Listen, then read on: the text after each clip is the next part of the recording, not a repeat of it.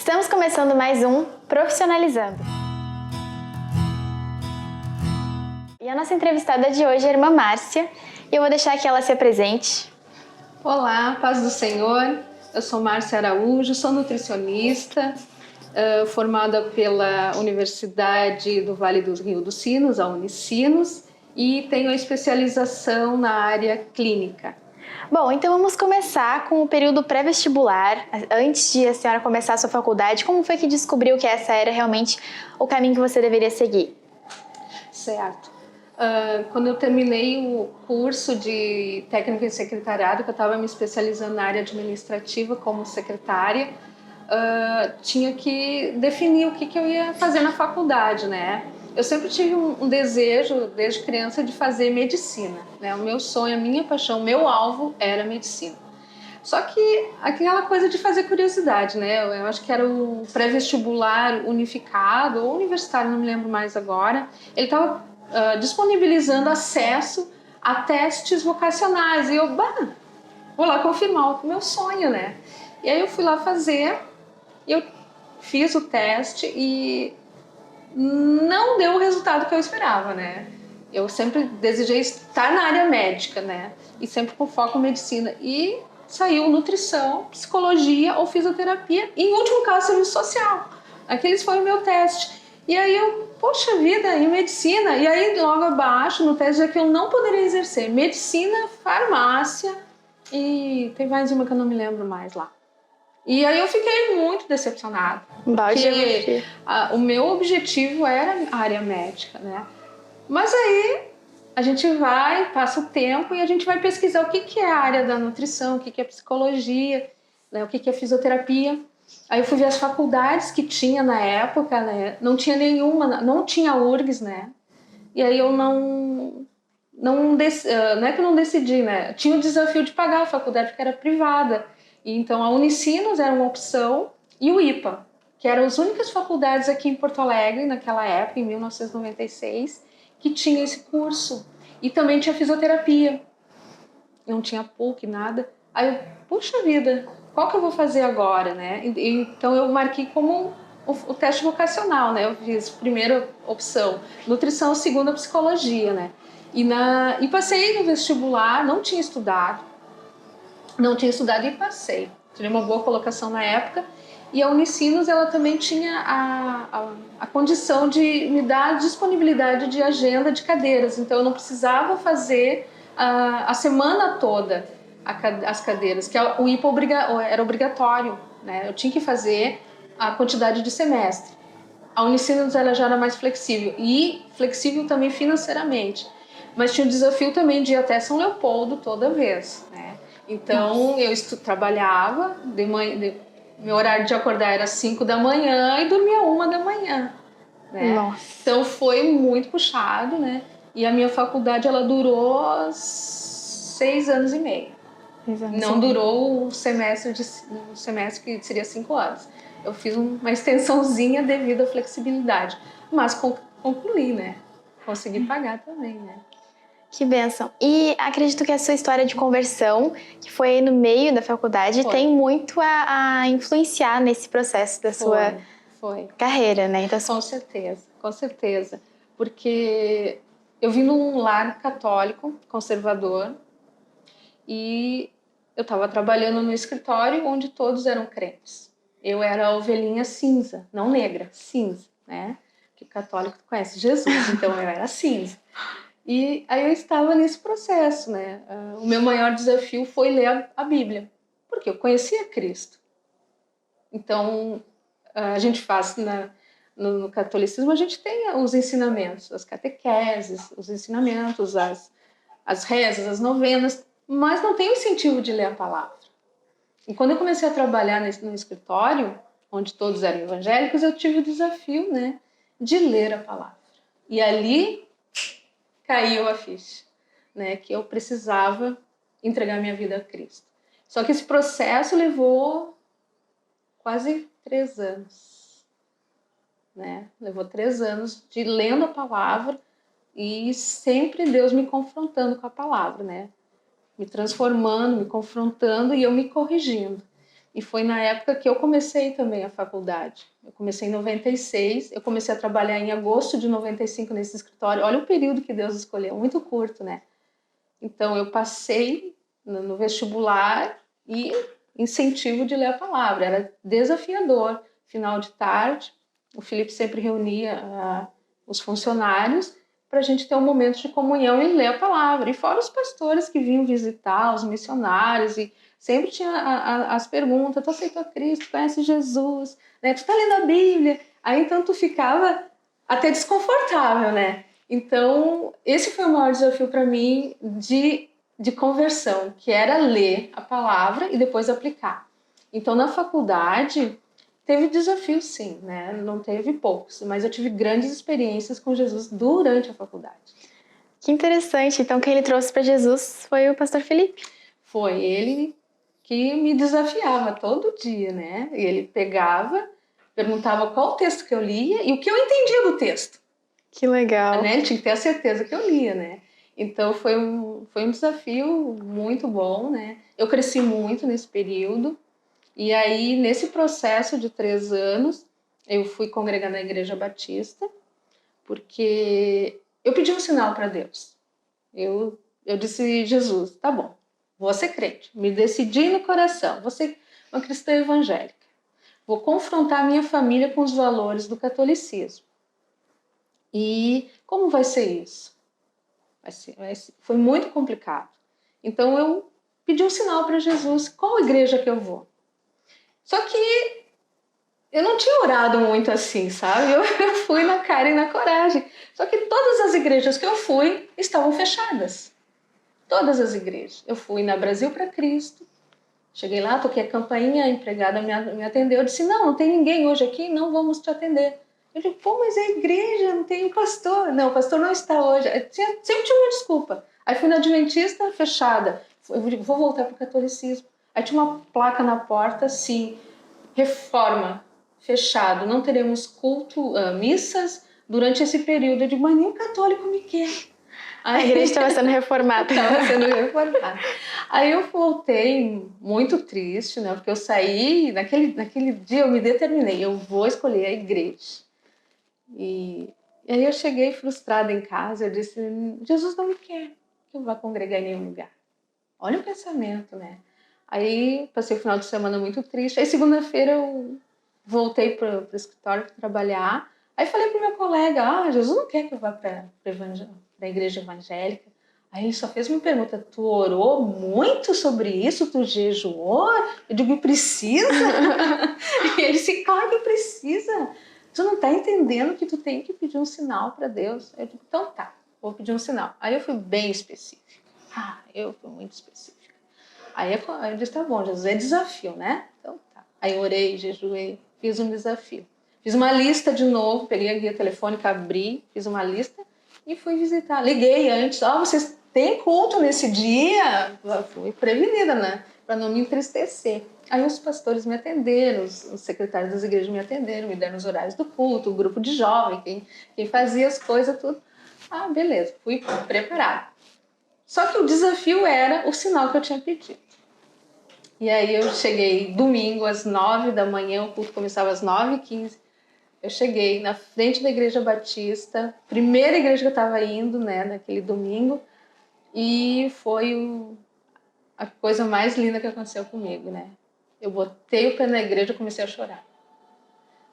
Aí eu entrei um pouquinho mais, aí veio o pastor. O pastor tinha uma diferença de alguns meses da minha idade. Eu digo: um pastor jovem vai me entender. Aí logo em seguida, quando começou o culto, eu tinha pedido um sinal muito específico, que era uma alegria que eu nunca tinha sentido. E daqui a um pouquinho eu estava flutuando alegremente. Era uma coisa que eu não sabia explicar. E era um sinal que eu tinha pedido. E quando eu cheguei em casa, a minha mãe disse: o que aconteceu contigo, minha filha? Eu disse: eu não sei, eu só estou muito bem, eu estou muito feliz. E foi uma felicidade que durou por uma semana, que eu não sabia explicar. Né? Deus, a gente faz o desafio e Deus, né, responde, né?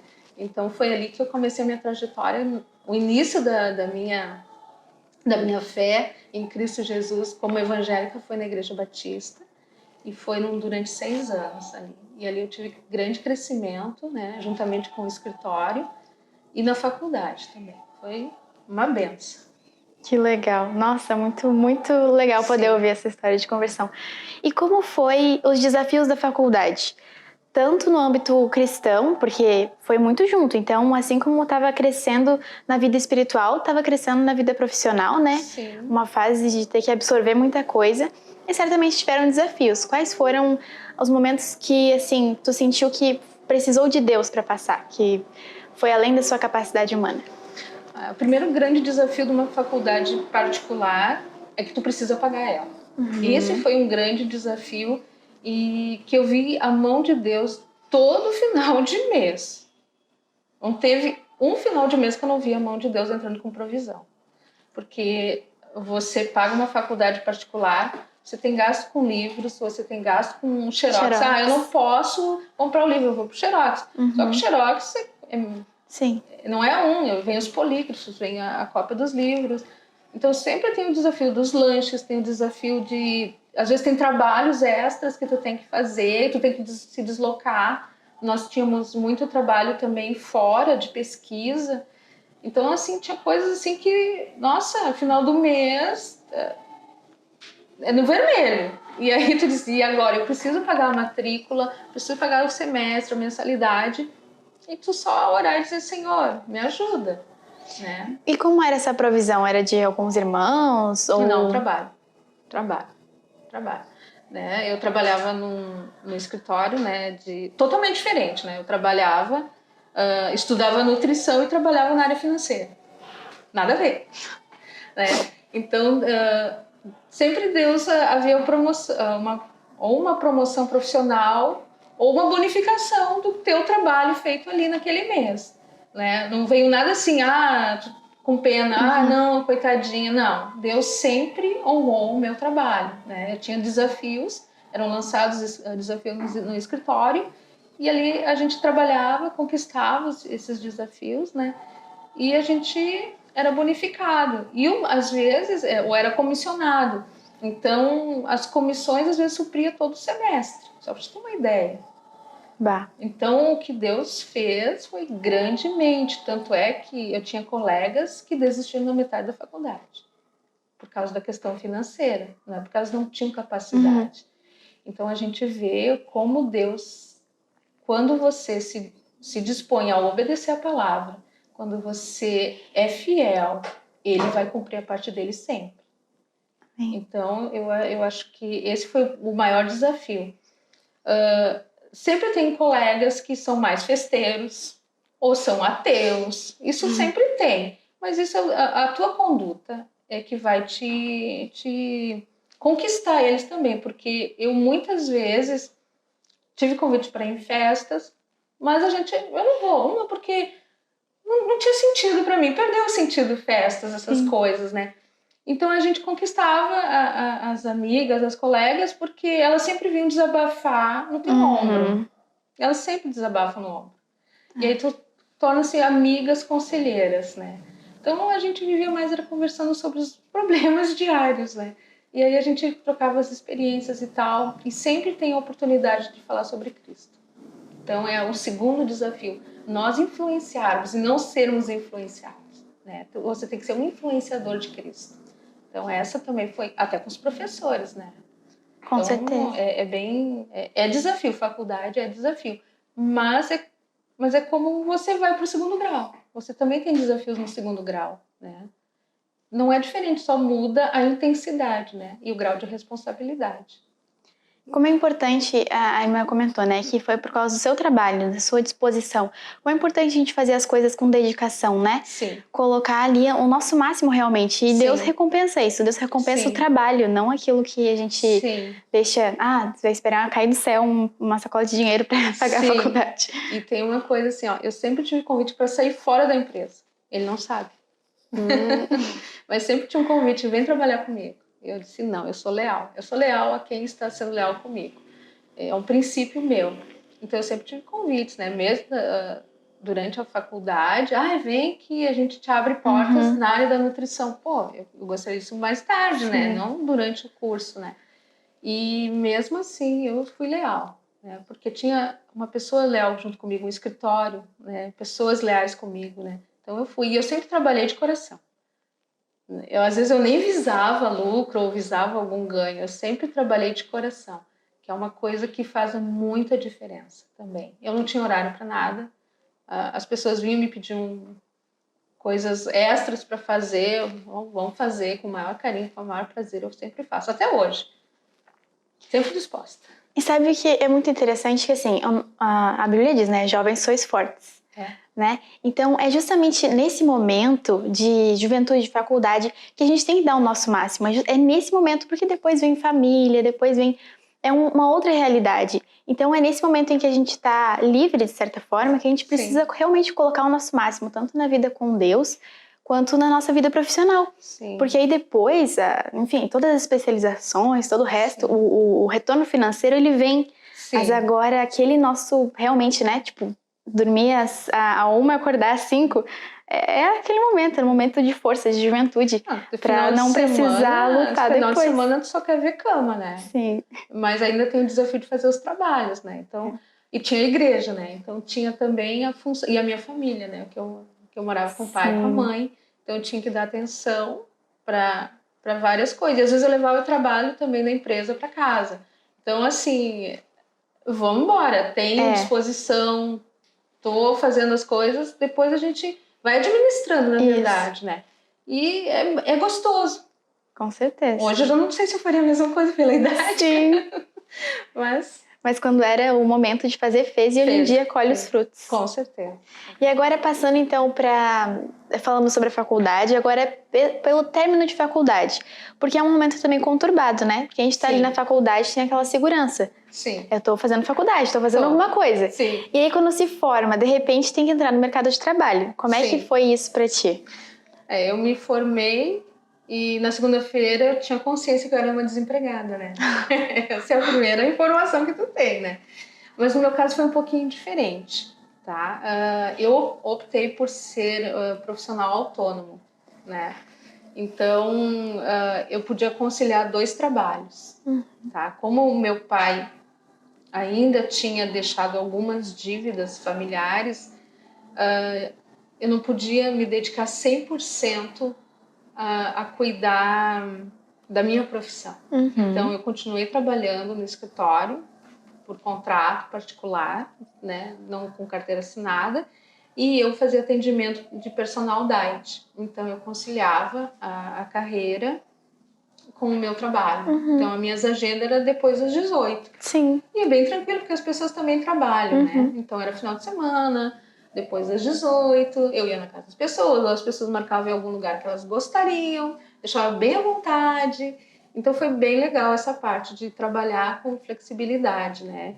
E também, eu também fiz a minha especialização, que na época eu optei por clínica. Então, também eu fiz 2 anos de especialização, né?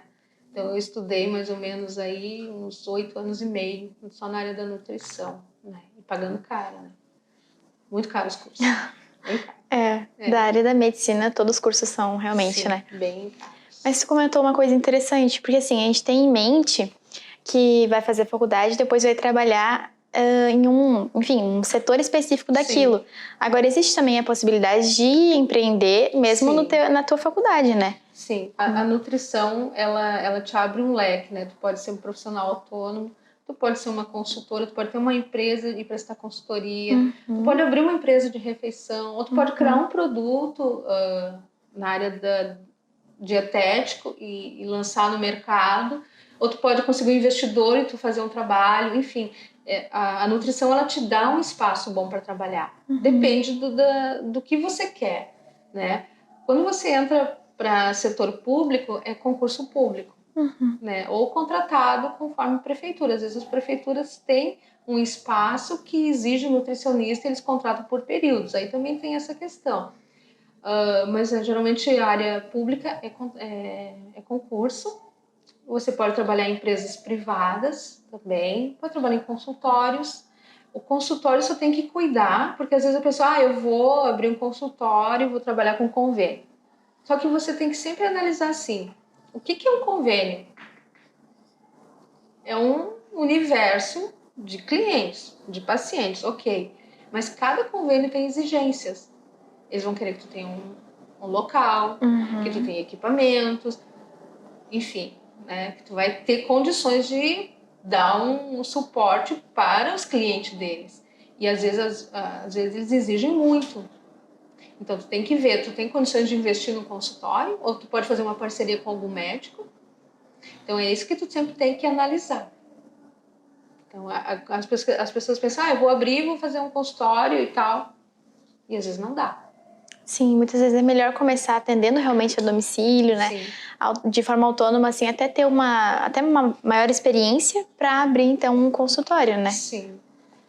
Consultório, tu tem que saber que tu vai pagar um aluguel Sim. todo final do mês. Água, luz. A água, a luz, o aluguel, enfim. E às vezes, eu tive uma colega, só rapidinho, assim, para vocês terem um entendimento. O marido dela era dentista. Então, o consultório, ok, ela tem o local. Ela ficou 1 ano sentada na cadeira. Nossa, sem atender ninguém. Sem atender ninguém. Ela ia todo dia. Nossa. Mas a sorte é que ela dividiu, né, Sim. o consultório com o esposo. E ela disse, foi difícil. Hoje ela já tem uma clientela, já tem o espaço dela conquistado. Mas é aquela coisa, tem o desafio de começar. Sempre vai ter o Exatamente. Do novo, né? É o novo, vamos começar. E a gente tem medo do novo. Sim. Então a gente não tem que ter medo, a gente tem que orar, pedir a direção de Deus e Deus vai direcionar. Com certeza. E hoje em dia também a gente tem muito a questão da internet, né? Então tu abre um consultório, tem como divulgar ali, fazer uma maior divulgação para... Que é mais barato do que tu pagar alguém que faça uma propaganda para você, né? Com de repente certeza. até mais considerável. E quais são os desafios da área médica? São muitos. Poderia comentar alguns? Posso.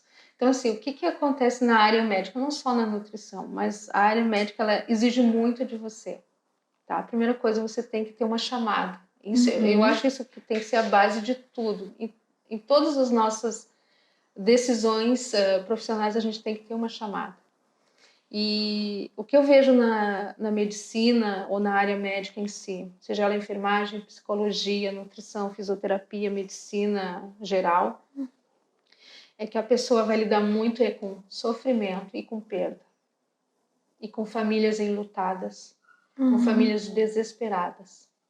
Porque às vezes eles vêm e lançam as expectativas no profissional. E às vezes o profissional nem sempre está preparado para isso. Se é um profissional que está começando a sua caminhada, a sua trajetória, ele também pode se frustrar. Porque a gente se frustra com a perda de um paciente. Parece que a gente não tem sentimento, a gente ouve muito, médico não tem coração. Nossa, tem um coração que pulsa sim, tem um coração que tem uma família, que tem problemas, que tem desafios, mas se ele não permanecer neutro e frio, ele não consegue ajudar o paciente e não consegue ajudar a família. Só que às vezes ele é mal interpretado, ele é mal visto, mas ninguém sabe o que bate atrás de um jaleco. Seja ele psicólogo, seja ele fisioterapeuta, enfermeiro, médico, nutricionista. É um desafio, porque ele está lidando com vidas. E a vida pode ser resolvida, ali a questão das patologias, ou pode ter perdas. E quando tem perda, às vezes eles se frustram também. Só que eles não podem demonstrar. Claro. Outro desafio é que eles sempre têm que estar se atualizando. A área médica, ela é dinâmica. A ciência é dinâmica, sempre tem novas descobertas, novos medicamentos, novos superalimentos, então ela é muito dinâmica. Então nós temos que estar atualizados. Então, e é caro, os cursos de atualizações são caros, né? Então também temos que ver isso, né? Outra coisa que é comum e está sendo muito alertado, mas isso fica no âmbito da área médica, é suicídios. Né? Médicos veterinários, médicos de clínicas gerais e enfermeiros estão tendo grandes tendências suicídicas. E isso não é divulgado. Existe uma certa ilusão, eu acredito, com a área médica da segurança, né? Sim. Então, ganha bem e tal, então tá tudo resolvido. Acontece que... É uma falsa ilusão. Exatamente. Uma falsa ilusão. Exatamente, porque tem que lidar com essas perdas, assim como tu falou, E é uma vida, né? É uma vida. Tanto, existe até aquela, não sei se é uma frase, enfim, que o psicólogo nunca vai acabar, né? Porque mesmo que não tenham pessoas, eles entre si se frequentam, porque é muito difícil. Mas que bom que eles se frequentam. É verdade. É, porque o médico, tu imagina, o médico, eles têm uma questão assim, ó, eu não posso ir no meu outro colega e abrir que eu tô doente. Eles têm muito esses preconceitos, tá caindo, mas ainda tem essas resistências. Imagina eu, nutricionista, eu vou numa outra nutri e dizer, eu não consigo emagrecer, me ajuda. Sabe, não faz sentido, né? Mas no meio médico tem resistências, né? E isso complica a vida deles, porque eles têm famílias que estão sofrendo junto. Porque Natal, tu vai no hospital, tem médico. Sim. Tu vai tirar 30 dias de férias, o médico não tira 30 dias de férias. Ele só vai tirar 30 dias o médico que já está estabilizado, que já tem anos e anos de experiência, que já pode se dar o luxo. Agora, um estudante de medicina, um estudante da área da enfermagem, porque esses dois são linha de frente. Os demais, eles não são tão linha de frente. A gente vê isso agora na pandemia. Quem é que vai na linha de frente? É o médico e o enfermeiro. Eles são os soldados. Então, ali, o que eles recebem de cargas emocionais e até mesmo com a sua própria vida, né? Quantos morreram ali nesse período de pandemia, né? Nós da nutrição estamos na retaguarda, os psicólogos estão na retaguarda, né? E os outros atendentes estão na retaguarda. Então a gente tem que avaliar muito sobre. Eu tenho chamada para a área médica, eu tenho que avaliar muito. Eu tenho suporte psicológico, eu tenho essa sensibilidade para ajudar as pessoas, eu vou conseguir administrar, vou conseguir suportar. Tem gente que nasceu para isso, né? E é lindo ver isso, né? Eu acho fantástico isso. E é muito importante a gente se aperceber exatamente esse ponto.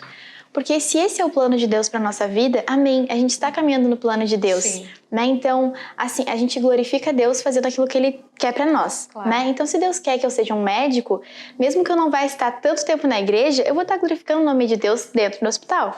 Sim. Agora, se esse não é o plano de Deus para minha vida, então eu tô perdendo o tempo ali, literalmente, né? Tô disponibilizando meu tempo para aquilo que não é o que Deus teria para mim.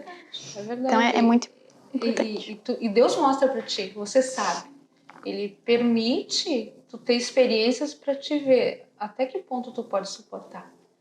Então, uma coisa que tu falou é bem interessante. E eu acho que a área médica ela tem que gostar, não adianta. Tem que gostar. E tu vai se sentir em casa no hospital. É uma coisa, assim, faz parte de você, naquele ambiente ali. Eu, quando comecei, eu fiz estágio um período, né, obrigatório. E ali eu tive o meu desafio. Ali eu gosto da área clínica, gosto de clinicar, amo clinicar. Gosto de ver a patologia, ver como é que eu posso ajudar dentro da nutrição. Mas o ambiente hospitalar, ele é diferente. Imagina. É diferente, porque tu entra no hospital, tu já sente um clima, né? E às vezes tu tá atendendo na questão do paciente, o que acontece? No quarto ao lado tu tá tendo uma perda. E aí tu começa a ver o desespero da família e aquele corre-corre. Tu sente junto, né? E às vezes eu atendi aquele paciente, aquele senhorzinho, aquela senhorinha tão queridos, né? E partiram. Ou aquele jovem. E aí tu fica pensando, pô, era uma vida, né? Será que eu podia ter feito alguma coisa por ele? Será que tinha esperança? Será que conheceu a Cristo? Então essas coisas são bem interessantes. E eu vou contar rapidinho mais um exemplo para te ver como profissional, a gente tem que estar também com os ouvidos atentos ao Espírito Santo. Eu tinha uma paciente que estava no hospital de clínicas e ela ficou um período de 100 dias hospitalizada. E nesse período eu também tinha que dar atendimento a ela. E eu fui visitá-la como paciente e eu sempre levo um mimo para os meus pacientes, né? E aí eu fui comprar uma florzinha para ela, uma rosa. Aí, na hora que eu fui pagar a rosa, veio uma voz bem forte. 2 rosas. Eu disse, 2? Mas é uma paciente. Não, 2 rosas, bem forte. Tá bom, Senhor, eu vou comprar 2 rosas. Comprei as 2 rosas, cheguei lá no quarto, no leito, e foi automático. Sabe, tu nem percebe, pra te ver como tu tá em sintonia com as coisas, né? Com Deus, com o Espírito Santo. Eu entreguei para ela, dizendo uma rosa para outra rosa, aquelas coisas bem queridinhas, De médico. uma rosa, outra rosa. E daí um pouquinho eu fui direto para o outro leito. Tinha uma senhora deprimida, cabisbaixa, e isso é uma fala bem automática. Isso aqui é demonstração do amor de Deus pela tua vida. Eu entreguei aquela rosa, a mulher começou a chorar. Eu olhei assim, nossa, criei uma crise de choro na mulher. Aí a minha paciente diz assim, não, Deus está te usando. E aí ela começou a chorar e começou um processo de ela falar para mim, para minha paciente ali que estava do lado, e ela estava dizendo assim, eu pedi um sinal para Deus, do amor dele para mim. Como é que eu ia saber? Eu falei uma frase que talvez fosse um sinal de demonstração de carinho. E ela estava tão machucada com a igreja que ela se afastou dos caminhos há 20 anos da igreja. Então ela não estava nos caminhos do Senhor e ela estava com uma doença, acho que ela estava na oncologia, ela estava com algum câncer e estava sem muita esperança. E naquela semana, depois da entrega da rosa, a minha paciente me ligou e disse assim, ela chamou a família, pediu reconciliação na igreja e liberou perdão para a igreja, para as pessoas que magoaram ela, para a família. E ali, depois daquele perdão, daquela reconciliação, 2 dias depois ela foi para um isolamento e do isolamento ela morreu. Bah. Então, assim, a tua vida como profissional, tendo Cristo, tu pode ser usada de várias formas. Eu fui visitar minha paciente e Deus usou para atender outra.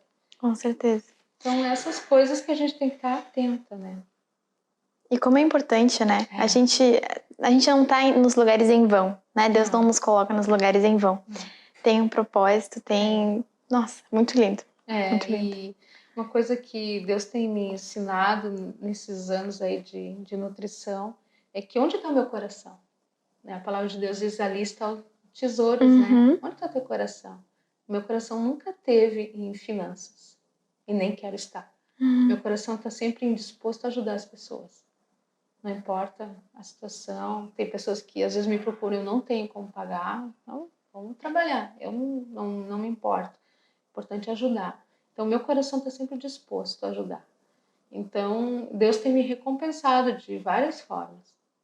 E eu acho que na nutrição, eu acho que na área médica, não tem valor que pague quando alguém diz que teve cura, que teve alívio de sintomas, que mudou quadros de patologia.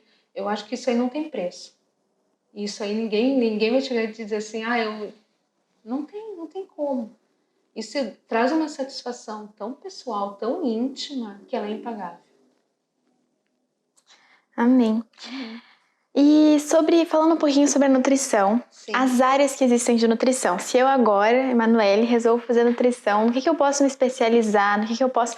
para ter algo além, né? Porque assim como tu falou, a carreira ela é construída, a gente não pode parar ali na faculdade. Então, quais são as áreas que você vê assim hoje em dia que são promissoras da nutrição? Hoje nós estamos falando em genética, a nutrição está na genética também. A mais atual é a genética. Nós temos a nutrição funcional, que está aí já há uns 10 anos e ela tem feito uma diferença tremenda, que é a nutrição funcional. Ela sai do padrão da nutrição normal, ela só trabalha com alimentos funcionais, é bem interessante. E tem a área da pesquisa, né, que está também bem procurada e bem divulgada, né? Então eu acho que essas 3 áreas são as mais promissoras, né? E tem outras áreas médicas aí, hoje estão pedindo mais especializações, porque antes quando tu fazia uma especialização tipo clínica, ela abrangia tudo.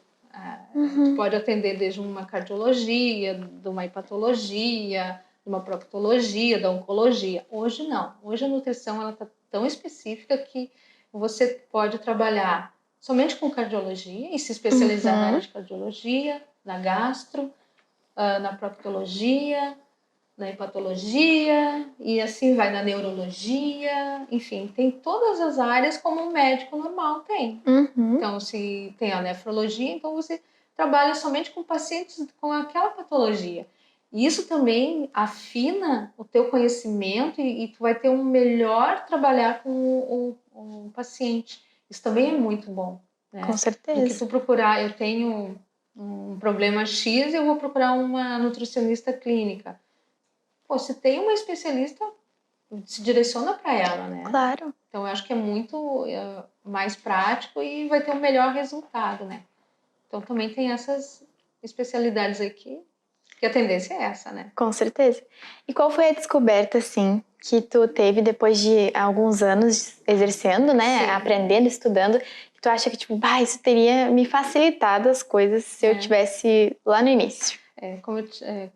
Como eu te falei, né? A faculdade é uma trajetória, né? É um caminho que a gente faz a seguir. Mas, como na faculdade eu não... Devido assim, a minha vida sempre foi muito assim, resolve família, trabalha numa outra área, paga a faculdade. Então, assim, eu nunca me dei conta do que eu tinha um dom, né? Então, eu sempre tive uma inclinação para a área da pesquisa. Eu gosto da área da pesquisa, tanto é que eu vivo pesquisando. E também na docência, né? De dar aulas. Eu gosto de ensinar. Eu ensino o paciente, eu não dou prescrição dietética, eu ensino o paciente. Tanto é que os meus pacientes, eles dizem assim, eu vou no outro médico lá e eu já falo que tu já me ensinou algumas coisas da área dele. E eu ensino mesmo. Por quê? Porque eu vejo assim, quando você vai fazer um tratamento, você tem que conhecer. Primeiro você tem que conhecer o seu corpo, você tem que conhecer a doença, você tem que saber fazer o tratamento, você tem que conhecer o que está acontecendo com você. Porque daqui a pouquinho você só vai lá e toma um comprimido. Tu come tal alimento. Por quê? Mas e o porquê, né? Tem os porquê. Eu gosto de porquê, né? O porquê. Então tem que explicar para o paciente porque ele se conscientiza. Com certeza. E ele vai ter uma maior adesão do tratamento e vai ter um resultado mais imediato também. Porque ele vai entender. Se ele comer... Eu não proíbo. Tem que estar entre a vida e a morte para proibir. Né? Eu sempre conscientizo, Você não deve comer açúcar, né? Por causa disso. Diabéticos, principalmente, né? Porque eles sempre querem docinhos, né? Então, a gente cuida desses docinhos, né? Então, vamos fazer. Vamos conhecer o açúcar? O que o açúcar faz no teu organismo? Então, eu faço todo esse processo de conscientização. Então, ele sabe, quando ele comer um docinho, não é para ele se sentir culpado, mas ele sabe que ele vai ter que compensar de alguma forma para poder amenizar o estrago do açúcar. Então, é um ensinamento, né? E eu acho que tem tido um bom resultado isso, né? Eu acredito que tem um ótimo resultado. Porque, assim, eu creio que a gente gosta daquilo que a gente sabe. Me coloca pra fazer um negócio de matemática. Misericórdia, é um sofrimento, sabe? Concordo. Agora, aquilo que eu sei, é um prazer de fazer, né? Então, é natural. Exatamente. É natural. Então, a gente tem essa visão ruim, às vezes, da dieta. Agora, se tu sabe, tipo, não, eu tô comendo isso por causa disso, eu deixo de comer aquilo por causa disso, porque isso me faz mal, por aquilo... Eu gosto muito de estudar isso também, né? Então, realmente é algo que flui natural, assim. Não é um sofrimento. Não é que tu tá deixando de comer, não. Tu tá optando comer outras coisas. E essa visão muda totalmente. Muda toda, né? Imagina, tu chega para um jovem e diz, não toma refrigerante. Que quase, né? Um absurdo! Se ele tivesse raio laser nos olhos, tu teria fulminada, né? Mas é porque ele não entende o processo que está ocorrendo. Quando tu começa a conversar, um dia, 2, convivendo, a coisa vai... Eles vão mudando o pensamento, com certeza. Amém. E qual a sua palavra para quem está nos ouvindo, então, para a gente encerrar? Sim. Então, a primeira coisa é buscar fazer um teste vocacional. Ver se realmente você tem essa vocação, se tem esse chamado. E hoje você pode fazer até pela internet gratuito, né? O que tem de site que disponibiliza é é assustador, né? Eu fiz 3, 4, 5 e continuo dando só nutrição, fisioterapia, psicologia. Eu digo, então eu tô certa, né? Eu fiz esse mês ainda eu fiz, né? Então, assim, a primeira coisa, busque o teu dom. Qual é o teu dom? E a segunda coisa é busque a direção de Deus da sua profissão. Porque Ele vai te capacitar, Ele vai te dar sabedoria, né? Lá em Tiago 1:5 fala que Ele dá sabedoria se você pede. Então, por que a gente não pede? Pois. Por que a gente não pede? Então, essas são as dicas, né? E cuide da saúde, né? Não tome refrigerante, tem que dar minha deixa. Consulte a irmã Márcia. Consulte eu, não tome refrigerante, né? Durmam bem, é importante dormir.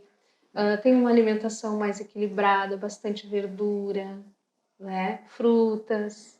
Fujam dos doces, né? Quanto mais natural, melhor. Né? E tudo isso, né?